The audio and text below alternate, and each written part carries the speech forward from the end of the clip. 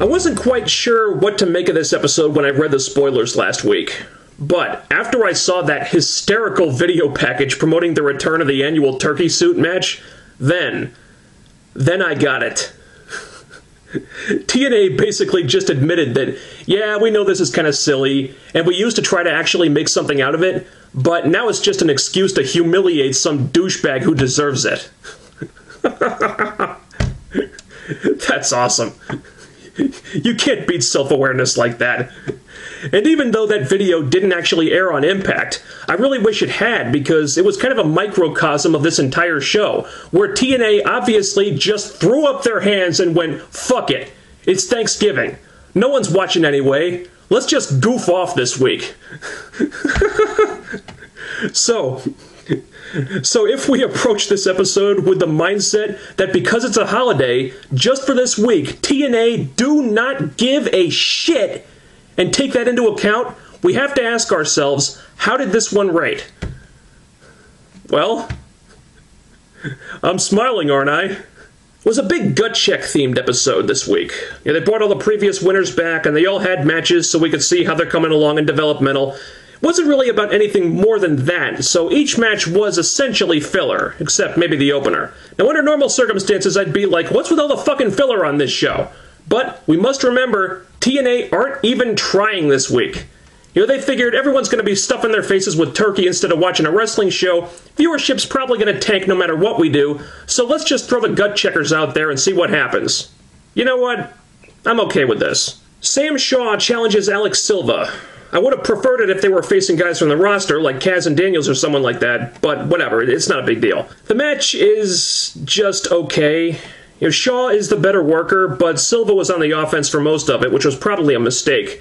But I guess they wanted to get over that Silva's a heel now, which does seem to suit him a lot better. Not much to say about the match, and Alex Silva could really use an image makeover, but both guys did show more personality here than they did the last time they were on the show, and that's something. Christian York challenged Jeff Hardy in the hour main event spot, and they gave this like 10 minutes, and it was a lot more competitive than you might think. The match was very good. You know, Christian York got a great rub here. I'm not sold on his mic skills, but otherwise he seems good to go. And TNA must like him an awful lot if they put him in a spot like this. Then Bobby Roode shows up and spears the crap out of Jeff Hardy. And he holds up the real world title belt, so Roode doesn't give a shit about Hardy's crappy custom belt either. That was fantastic. Just booking 101 to put some heat on the heel before the pay-per-view, and that was just fine. You know, nothing groundbreaking, but nothing wrong with it either. And then we had Taylor Hendricks.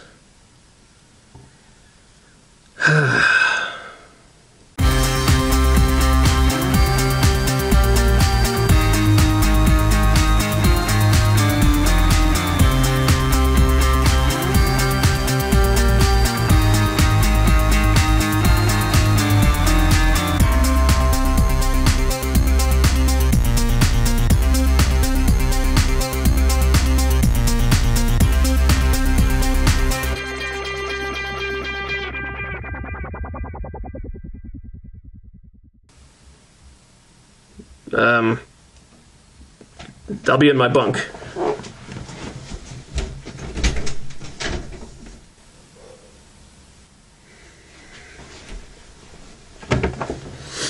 Now, where was I? Taylor Hendricks calls out Tara, who she had her original gut check match with. The match was probably comparable to their last one, maybe a little bit better, though you have to factor in that Jesse Goddard's being out there did slow the pacing down at times. But they gave Hendricks more offense in this one, and I think she still has a little work to do as a wrestler before she gets called up, but she does have charisma, and she's certainly the best talker of the gut check winners from what I've seen on iMPACT and OVW. Still a work in progress, but she's coming along. I think they could have had Mickie James come out afterward to run off Tara and Jesse to hype that pay-per-view match. I don't know why they didn't. You know, that seemed like a wasted opportunity to me, but whatever. So that was all the previous gut check winners. But it wasn't the only gut check match to happen this week. No, no, no. There was one more. And oh man, was it a doozy.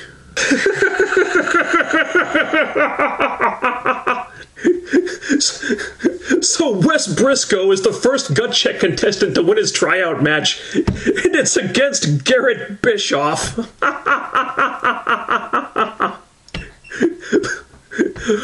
Wow, TNA really hit Wes with both barrels on that one, didn't they?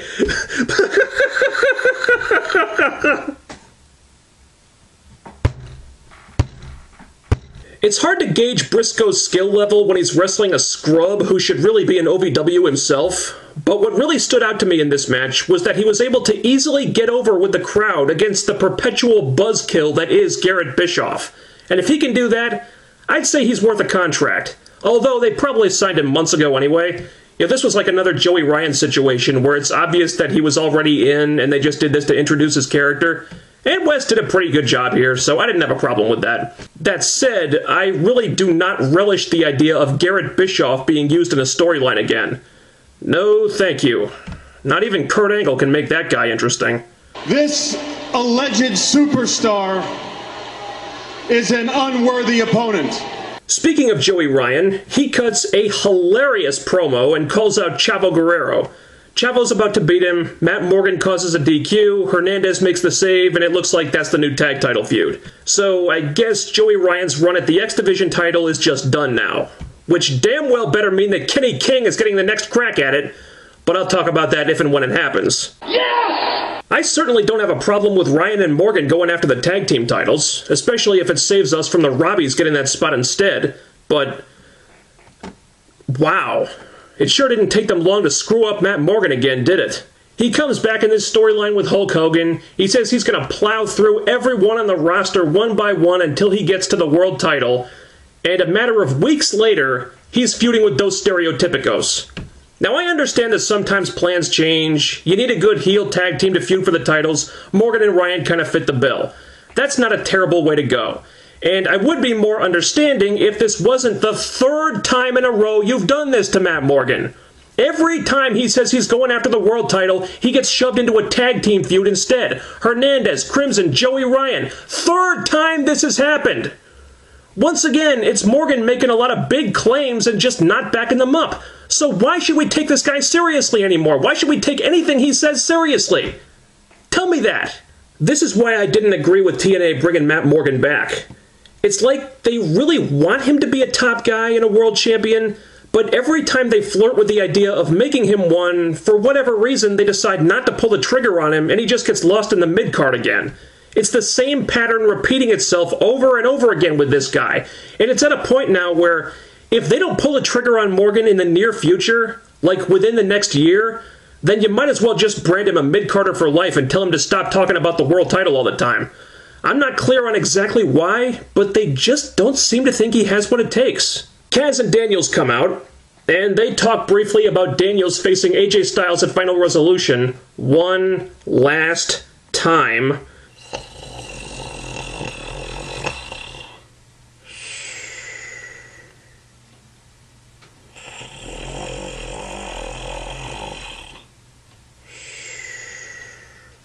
And for the record, I will be boycotting that match.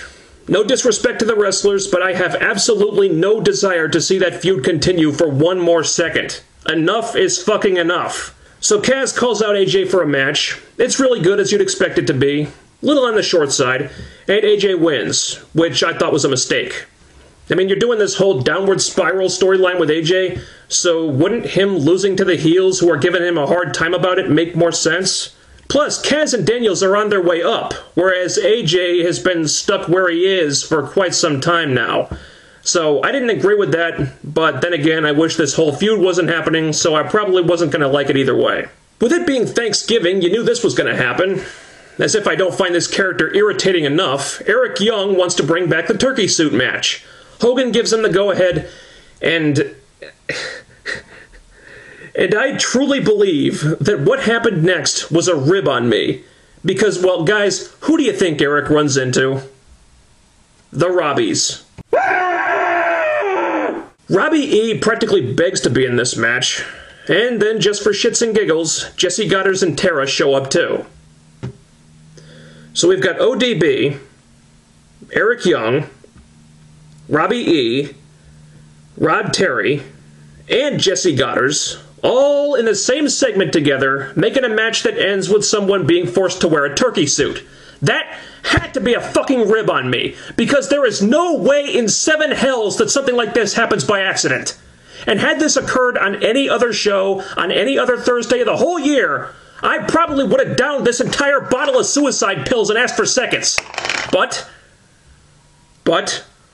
any match that ends with one of these schmucks getting humiliated can't be all bad, I guess. So, I stuck with it. And I am so glad that I did. They have their triple threat turkey suit match. It's 3.5 minutes of my life that I really wish I had back now. ODB and Tara get involved and start rolling around the ring. They're not even trying to take anything seriously. It's just a typical comedy match, just more of the usual stuff from Eric Young, which normally I would hate, but this time I liked it because they were just baiting people in for what was going to happen next. Eric pins Jesse. I would have preferred Robbie wear the turkey suit, but this was fine too. I wonder if this is what Goddard's had in mind when he first signed with TNA and said he wanted to wrestle Kurt Angle. So anyway, the heels take off, EY and ODB celebrate, the crowd is happy, everyone's having a lot of fun, and then the Aces and Eights show up and obliterate Eric Young. Yes! Yes! Yes! Yes! Yes! I can't even describe how happy this made me. And yes, I'm not a fan of the Eric Young character, not at all, but there are a lot of casual fans that love him. And if there's one way that you can use this guy that can be meaningful beyond all the silly clown shit, which is all he seems to want to do anymore, it's having him play the sympathetic beat-up dummy to help get heels over. That whole segment, including the jarring tonal shift, was booked this way on purpose. The comedy, the turkey suit, all to make you think they were going one way, so that when they went the other way and had the Aces and Eights beat the shit out of Eric, it would hit you that much harder and be that much more memorable. You set up Eric as this likable, lighthearted comedy guy who's all about having fun and making people laugh, and then you have him taken out in a really brutal, sadistic way. That's going to put a ton of heat on the Aces and Eights. It's such a simple thing, and yet it can be so effective that I have no idea why they never did this with Eric Young before. No idea. So the booking here was perfect. Unfortunately, the execution almost ruined the whole thing. The camera missed ODB getting handcuffed. They never got any close-ups of her during the beating. They came back from commercials playing the same musical stinger they always play after commercials when that should have been taken out. The announcers were calling it like they would call any other segment. They didn't even use their somber voices, or better yet, no voices at all. Just let it be dead silent like they should have done. They didn't really spend much time on it, and afterward it was right back to business as usual, which really took away any impact the beating might have had. And yeah, it's not the first of these beatings that we've seen, but it is a beating that was supposedly going to serve as a wrestler's exit from the company. So why wouldn't you want to milk that for all it's worth? Great idea, really bad execution. So our main event segment was an Austin Aries in-ring promo. By the way, am I imagining things, or has Austin Aries been in more main event segments since he lost the world title than he was in when he had it? Aries had some awesome lines here. Miss Brooke McMahon, I'd give you all the stuffing you can handle. That was fantastic. Aries' promos never fail to entertain. A-Double says that he's figured out why the greatest man that ever lived can't get a fair shake in TNA, and it all goes back to Hogan. But not Hulk Hogan. He's actually talking about Brooke Hogan, and he reveals the hidden romance between Brooke Hogan and Bully Ray of all people that they've been teasing for the last few weeks. And needless to say, the star-crossed lovers are none too happy about this, and neither is the Hulkster. And that has the potential to get hilariously awkward really quickly. And believe it or not, this is how the show ends. This is the cliffhanger that we go out on, with Hogan discovering that his little girl and the big bad bully have been knocking boots, brother. Oh my God. I'm not sure how to feel about this one. I have no problem with them revisiting the Bully Aries feud, and if those guys are involved, then I'm pretty sure they can get this over. But hasn't the main complaint about Brooke Hogan been that she's not a strong actor? And now they put her in a storyline where she's going to have to act? I don't know how that's going to go. And it really makes no sense if you think about it for a minute. I mean, is this Aries trying to hurt Hogan by hurting his daughter? Wasn't Hogan the one who gave Aries the opportunity to become the world champion in the first place? I'm not completely sure what the reasoning here is, but damn it, Brooke Hogan and Bully Ray, that is so inexplicable, it just might be crazy enough to work. I mean, if they have Bully and Aries do most of the talking and don't let Hulk and Brooke butt in on this too much, they could potentially mine some comedy gold out of this. Yeah, they are sort of copying the AJ Cena thing on Raw, but WWE copied TNA first on that one, so I think it's fair game. You know, considering that Thanksgiving shows tend to be mostly filler, I had a lot of fun with this one. It wasn't an episode to be taken seriously, mind you. It wasn't a show where you'd expect any major reveals or big moments. It was just a silly holiday episode, one where I watched casually and hoped to just be entertained for 2 hours, and I was entertained by this. I expect them to get back to business next week, but this was good fun. And since this was a Thanksgiving episode, I guess I should say what I'm thankful for. Well, first and foremost, I'm thankful for Taylor Hendricks' wrestling gear. God damn. But in a close second, I'm thankful to you. I'm thankful to all my subscribers for watching my stuff and sticking with me all this time. So to give thanks, I'm going to do something for you guys. I'm going to do another live stream video. And that video will be this coming Tuesday at 8 p.m. Eastern Standard Time. That's Tuesday the 27th at 8 p.m. Eastern. Watch my Twitter page for the link. I hope all of you will join me. Shout out to the British Fist. I was very proud of that dead horse bit. And I'll see you guys on Tuesday. Happy Thanksgiving.